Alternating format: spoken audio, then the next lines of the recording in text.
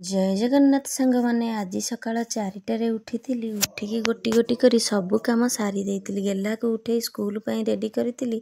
ଅଧା ବାଟରେ ନେଇ ଛାଡ଼ି ଦେଇଥିଲି। ସ୍କୁଲ ଯାଉ ଯାଉ ଫେରି ଆସୁଛି, ମୁଁ ତାକୁ ଜବରଦସ୍ତି ପୁଣି ପଠେଇ ଦେଉଛି। ଦେହ ଭଲ ଲାଗୁନି ବୋଲି ଅଦା ପକା ଚା କରି ପିଇଲି।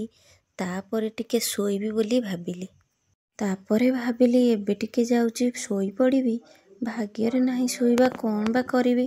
5 ମିନିଟ୍ ପରେ ଡ୍ରାଇଭର ବାବୁଙ୍କ ଫୋନ୍ ଆସିଲା। ଗାଡ଼ି ଖରାପ ଅଛି, ସ୍କୁଲ ଯିବନି ବୋଲି ସାଙ୍ଗେ ସାଙ୍ଗେ ମନା କଲା। ଡ୍ରାଇଭରର କଥା ଶୁଣି ବିପି ମୋର ପୁରା ହାଇ। ଆଜି ଦିନସାରା ଏ ଟୋକାର ନଖରା ଉଠେଇବି। ଦିନସାରା ଯେତେ ବେପାରୀ ଆସିଲା ସମସ୍ତଙ୍କୁ ଡାକି ମୋତେ ଖାଲି ଖର୍ଚ୍ଚ କରେଇଲା। କ'ଣ ବା କହିବି। ଆଗ ଆସିଥିଲା ଅଙ୍ଗୁରୁ ଫଳବାଲା। ଅଙ୍ଗୁରୁ 1 କେଜି ରଖି ତାକୁ ବିଦା କରାଗଲା। ତାପରେ ଆସିଲା ଦହିବରାବାଲା। ହାଲା ପକେଇକି ଘରକୁ ଆସିଲା। କହିଲା, ମାମା ଆସିଛି ଦହିବରାବାଲା। ଦହିବରା ଆଣି ସବୁ ଖାଇଦେଲା। ଭାବୁଛ କି ପାଲା ଏଉଠୁ ସରିଗଲା? ନାଇଁ, ଆହୁରି ଆଗକୁ ଅଛି, ଧୈର୍ଯ୍ୟ ଧରିଲେ। ଆଜି ଆମ ଗାଁ ଅଷ୍ଟପ୍ରହରୀ ଶେଷ ଦିନ ଅଛି। ସେଥିପାଇଁ ଗାଁ ବୁଲାରେ ନଗର କୀର୍ତ୍ତନ ଆସିଛି। ହଳଦୀ ପାଣିରେ ଗୋଡ଼ ଧୋଇଦେଲି। ପ୍ରସାଦ ଆକାରରେ 50 ପଇସା ଚକୋଲେଟ୍ ଦେଇଥିଲି। ଠାକୁରଙ୍କୁ ପୂଜାର୍ଚ୍ଚନା କରି ବିଦାୟ ଦେଲୁ। ମନ ଖୁସିରେ ଯେଝା ଘରକୁ ଚାଲିଲୁ। କିଛି ସମୟ ପରେ ଗୁପଚୁପବାଲା ଆସିଲା। ପୁଣି ହାଲା ପକେଇ ଘରକୁ ଆସିଲା। ମାମା ଗୁପଚୁପବାଲା ଆସିଲା।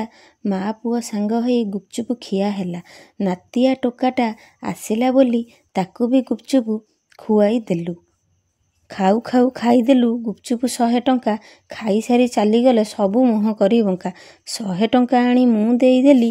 ହେଇ ଗୁପଚୁପ ଭାଇବାଲା, ଆଉ ଆମ ସାହିକି କହିଲି ଆସିବନି ବୋଲି।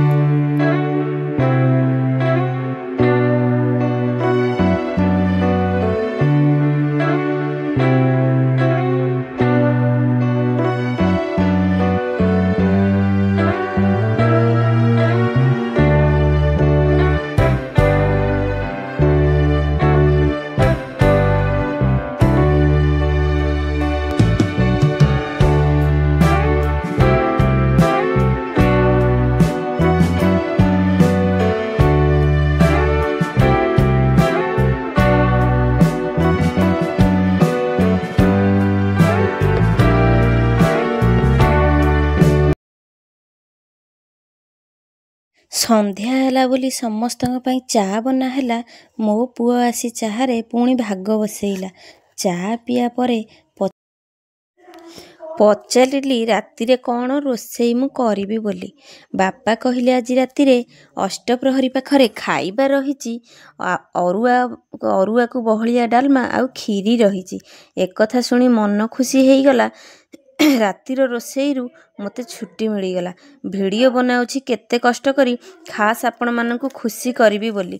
ହେଲେ ଆପଣ ଲାଇକ୍ କି ସବସ୍କ୍ରାଇବ୍ କରୁନାହାନ୍ତି। ଯେମିତି ଆପଣମାନଙ୍କ ପକେଟରୁ ପଇସା ଯାଉଛି। ଏତେ କଞ୍ଜୁସ ଆପଣମାନେ, ଏତେ ନିର୍ଦ୍ଦୟ। ମୋର ନାହିଁ କାହାକୁ ଭୟ। ଭିଡ଼ିଓଟି ଭଲ ଲାଗିଲେ ଲାଇକ୍, କମେଣ୍ଟ, ସେୟାର ଆଉ ସବସ୍କ୍ରାଇବ୍ କରିବାକୁ ଜମା ବି ଭୁଲିବେନି। ସମସ୍ତଙ୍କୁ ମୋର ନମସ୍କାର। ଆଉ ଭିଡ଼ିଓଟି ଦେଖିଥିବାରୁ ଧନ୍ୟବାଦ।